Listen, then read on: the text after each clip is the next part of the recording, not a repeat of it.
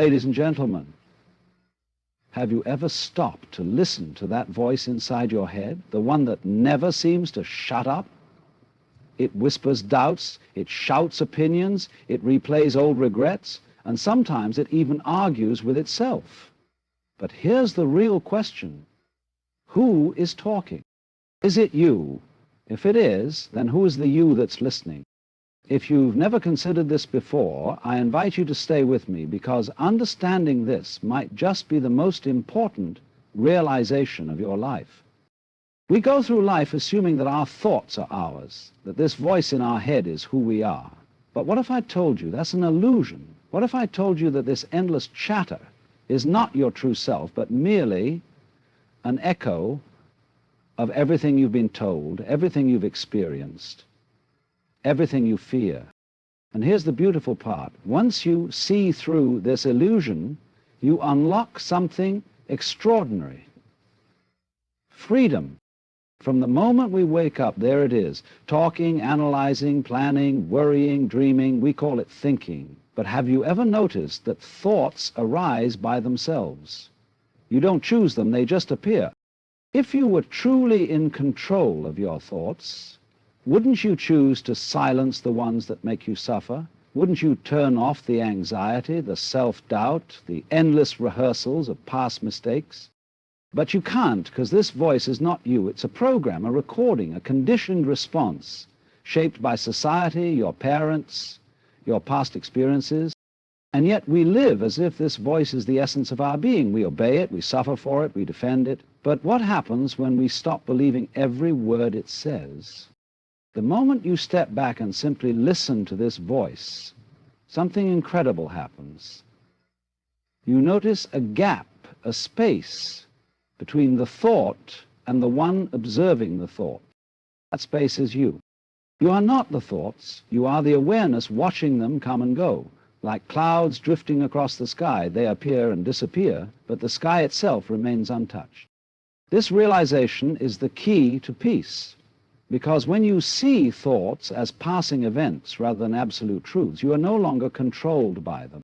So the next time that voice in your head tells you that you're not good enough, that you should be afraid, that you must worry, ask yourself, who is speaking? And then, instead of reacting, just listen, observe. Let the thought pass without clinging to it. In that moment of stillness, you will find something far deeper than any thought. A vast open awareness, your true nature beyond all words. And that, my friends, is the beginning of true freedom. The inner voice is a relentless companion, always present, yet rarely questioned. From the moment we wake up to the second we fall asleep, it fills our minds with a constant stream of thoughts, some meaningful, some nonsensical, and many that create unnecessary suffering. It narrates our lives as if we are characters in a story, providing commentary on every experience, decision, and memory. Sometimes it is a harsh critic, reminding us of past mistakes, fueling self-doubt, and making us believe we are not enough. Other times it creates imaginary scenarios, worrying about the future, replaying conversations, and convincing us of threats that do not exist.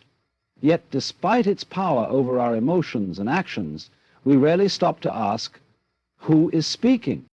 Is this voice truly us, or is it just an accumulation of external influences? Our parents' warnings, societal expectations, cultural conditioning, and old wounds echoing back at us. If we were to sit in absolute silence and simply listen, we would realize that this voice operates independently of our true awareness. Thoughts arise without our permission, persist even when we want them to stop, and often contradict each other. If we were the ones truly in control of our thinking, why would we ever choose to torment ourselves with doubt, fear, or regret? The truth is, the voice in our head is not who we are. It is simply noise, an endless monologue that only holds power over us if we continue to believe in it without question. We believe that thinking is something we do, but have you ever noticed that thoughts appear on their own? They arise without invitation, like waves on the surface of the ocean, moving in directions we do not consciously choose. This raises a profound question. If thoughts simply happen, who is the thinker? We assume there is a me generating them, But upon closer examination, we find only the thoughts themselves. This illusion of the thinker creates an endless cycle of identification, making us feel as though we are in control, when in reality we are merely witnessing a stream of consciousness that moves according to conditioning, memory, and habit. The moment we attempt to grasp a thought, another one arises, replacing it before we can hold on to it. And yet we continue to believe in the illusion of ownership, as if we are orchestrating this mental activity. This illusion is deeply ingrained in us because we are taught from childhood to identify with the mind as our primary sense of self. But what if we are not the voice in our head? What if we are the silent awareness that notices these thoughts, rather than the one creating them? When we recognize that thoughts arise independently, we begin to see them for what they are, minatory ripples on the surface of consciousness, without inherent meaning or authority. By stepping back and observing, we loosen the grip of identification, allowing us to experience the vast stillness that exists beyond thought. From the moment we are born, we are conditioned by the world around us. Our parents, teachers, culture, and society shape the way we think, what we believe, and how we perceive ourselves. This conditioning is so deep that we rarely question it. The voice in our head, the one we assume is truly us, is often nothing more than an echo of these external influences. It tells us what is right and wrong, what is possible and impossible, and what we should fear or desire. But where did these ideas come from? Are they truly ours? Or were they given to us before we even had a chance to choose? The mind is like a recording device, accumulating everything it has been exposed to and playing it back as if it were an original thought. The expectations of our parents, the judgments of our peers, the norms of our culture, all of these shape the way we talk to ourselves. And so, the voice in our head is not an independent thinker, but a collection of borrowed opinions, second-hand fears, and inherited beliefs. It is a product of everything we have absorbed, yet we take its words as absolute truth. But the moment we recognize this, something shifts. We begin to see that many of our thoughts are not facts, but conditioned responses. And in that realization, we create space, a space where we can finally listen beyond the noise and hear something real. We live under the assumption that the voice in our head is our true self. We identify with it so completely that whatever it says we believe. If it says we are not good enough, we feel unworthy. If it predicts failure, we become fearful. If it recalls a painful memory, we suffer as if it is happening again.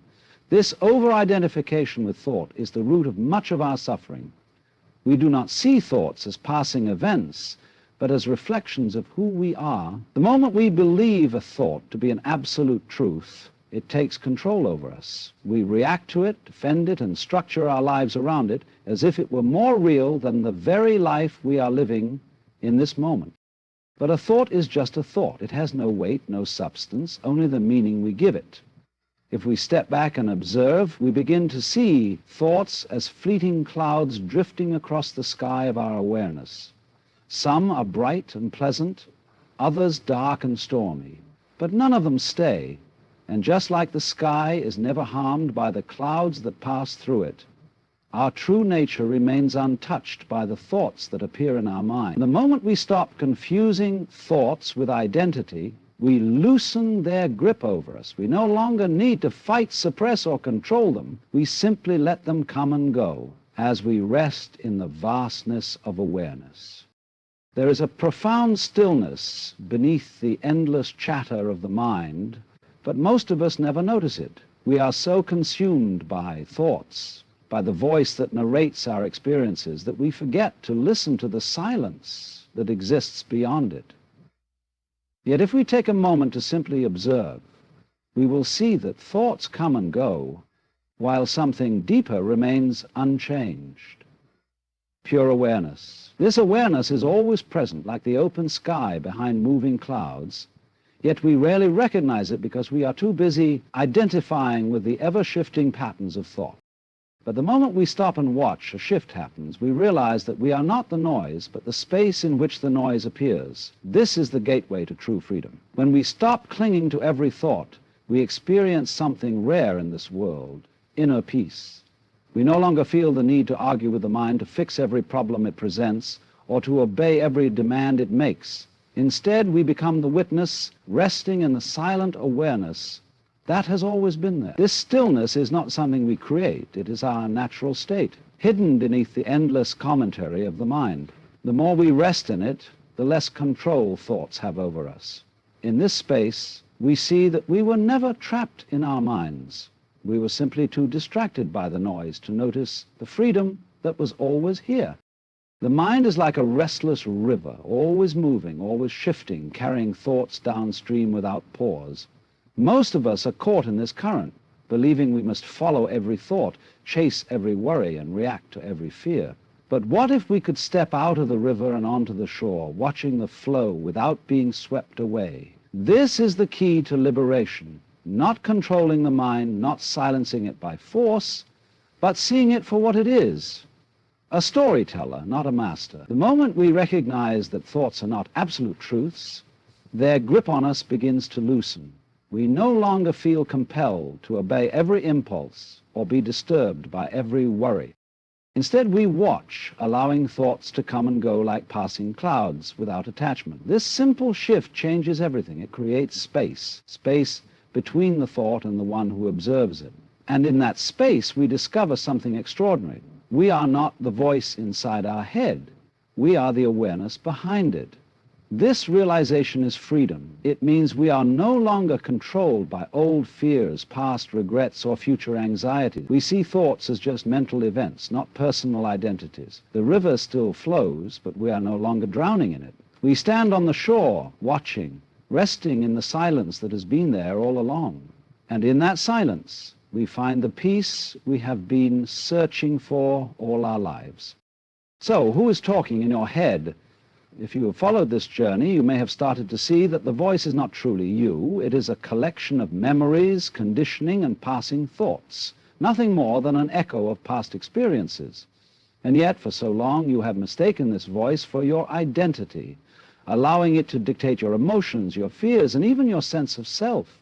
But now you know something deeper. You are not the thoughts. You are the awareness that notices them. This realization is not just an intellectual idea. It is an invitation to step back, to watch the mind without being consumed by it, and to rest in the stillness that has always been present beneath the noise. The moment you stop believing every thought as truth, you begin to experience life with a newfound lightness. You see thoughts come and go without attachment, without suffering, without losing yourself in their endless stories. And this is freedom. Not the absence of thought, but the absence of identification with thought. It is the quiet space where true wisdom arises, where peace is no longer something you seek, but something you are. The mind will continue to speak, but now you can simply listen and smile, knowing that you are free.